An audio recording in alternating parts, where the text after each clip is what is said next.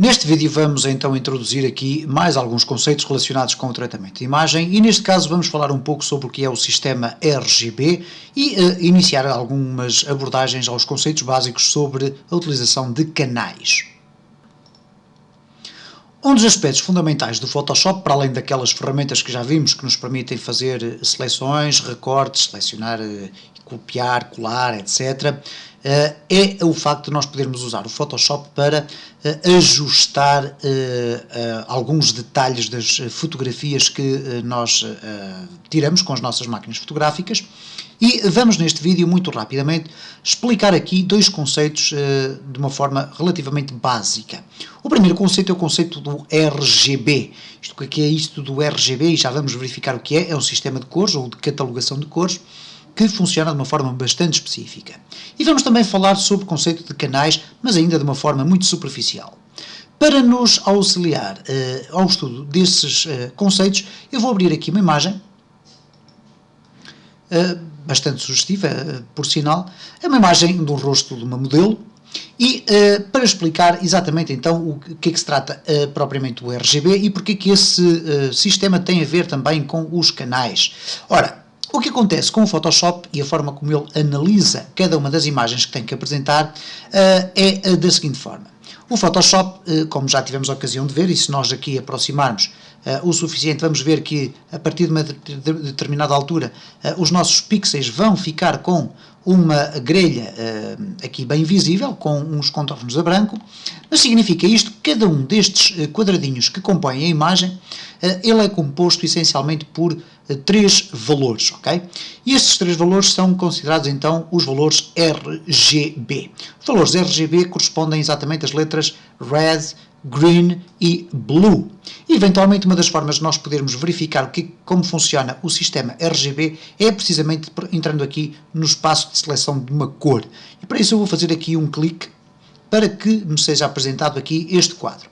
Temos aqui um conjunto de objetos que nós podemos utilizar para alterar a cor, mas, no entanto, vamos nos concentrar aqui neste espaço que aqui está, onde nós temos então as letras R, G e B. Neste caso, o Red, Green e Blue, vermelho, verde e azul. E como nós podemos verificar aqui, há um conjunto de valores que definem cada um destes parâmetros. E, neste caso concreto, eu vou aqui alterar o valor do Red, Green e Blue para 0. E reparem o que é que vai acontecer à cor que vai ser selecionada. Vou alterar para 0, aqui 0 e aqui também 0. E reparem, a cor selecionada foi o preto, ok? Neste caso a cor atual é aquela que estaria selecionada aqui e temos então uma espécie de um roxo, ok? Ora, temos então o preto, significando isto que cada vez que nós temos um valor de 0 para Red, 0 para Green e 0 para Blue, nós vamos ter então a cor preta. Ao contrário disso, se nós colocarmos o valor 255, vamos ter a cor branca. Isto quer dizer que os valores de Red, Green e Blue variam entre o 0 e o 255. E porquê estes valores e não, por exemplo, um valor percentual? Isto tem a ver com o código binário e, portanto, temos a falar de um código binário de 8 bits, o que quer dizer que, não querendo estar aqui a entrar em especificações muito pormenorizadas sobre o funcionamento do código binário, significa isso que um código binário permite aqui 256 valores para o vermelho, para o verde e para o azul. E por esse motivo é que, por exemplo, se nós colocarmos aqui 100 em todos estes três valores, nós vamos obter uma escala de cinza, neste caso um cinzento aqui bastante forte, e à medida que nos vamos aproximando dos valores 0, o cinza terá tendência a ficar cada vez mais escuro, e se nos aproximarmos do valor 255, o cinza irá ficar cada vez mais claro. Ora, esta escala de cinzas é extremamente importante para nós conseguirmos perceber como é que funciona o sistema de canais.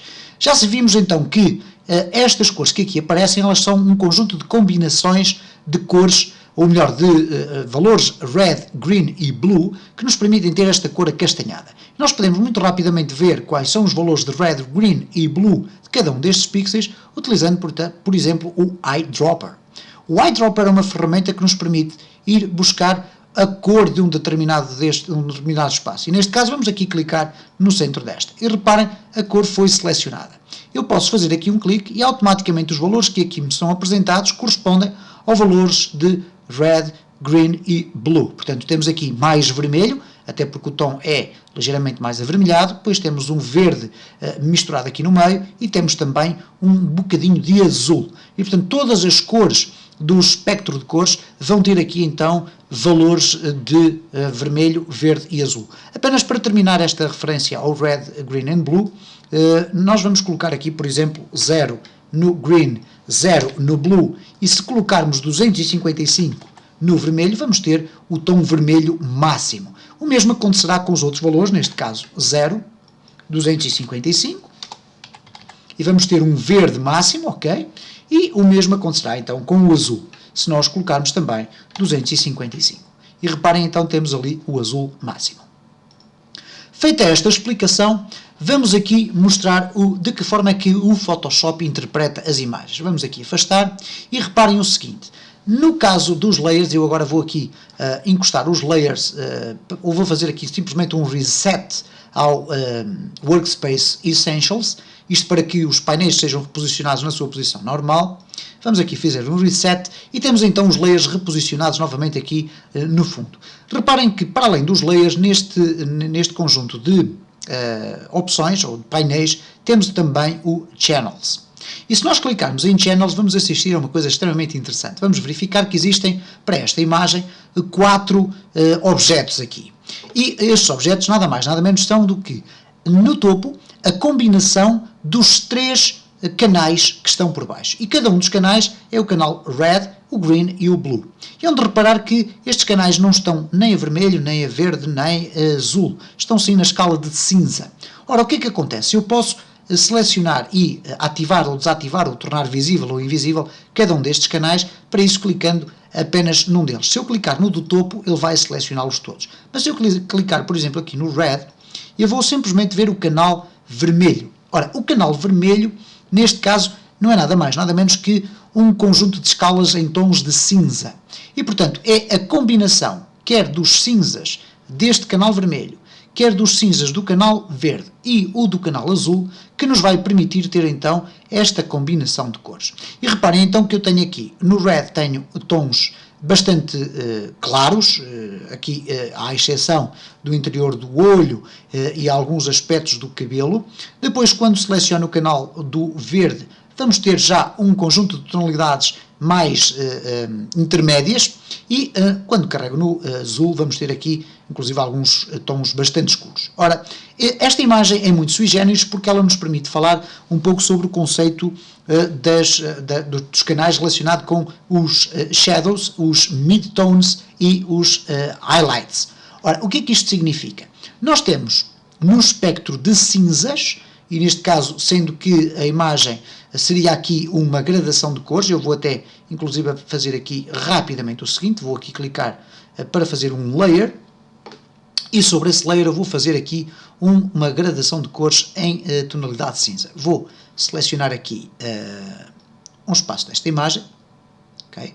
Neste caso estou a trabalhar neste layer, e vou preenchê-la aqui com uma gradação de cores. Vou colocar aqui no Gradient, e vou selecionar os tons cinza, ok? E agora vou simplesmente clicar aqui deste lado e arrastar, vou pressionar Shift para que me seja feito aqui o gradient correto, e cá está. Temos então aqui uma gradação de cores que nós podemos agora tornar visível ou invisível. E reparem então, quando regressamos aqui aos canais, eu posso ativar aqui o canal do vermelho, e reparem o que é que acontece automaticamente aqui no canal vermelho. Eu consigo verificar que a maior parte das cores que aqui se encontram, elas localizam-se sensivelmente aqui nesta área, ok? Temos aqui alguns tons semelhantes a esta área, temos alguns, obviamente, mais escuros, e portanto nós podemos aqui agrupar isto tecnicamente da seguinte forma. Todas estas cores que se encontram mais ou menos aqui nesta região são chamadas os shadows, ou as sombras, portanto são as cores mais escuras. No lado contrário temos os highlights, ou neste caso as cores luz, ou as luminosidades, portanto as cores mais claras até ao branco. E depois dentro deste espaço temos aquilo que se designa por midtones, ou os tons intermédios. Ora, os canais são compostos então, como já vimos, por tons cinza. E podemos reparar aqui no caso do vermelho que temos então alguns tons mais claros. No caso do verde já vamos entrar numa gama de tons mais superiores. Estaremos a falar mais ou menos dentro de cores desta área, com algumas cores ligeiramente mais claras, obviamente. E se formos então para o blue, já vamos ter aqui tons mais próximos do shadow, isto é, da penumbra completa, neste caso da escuridão completa.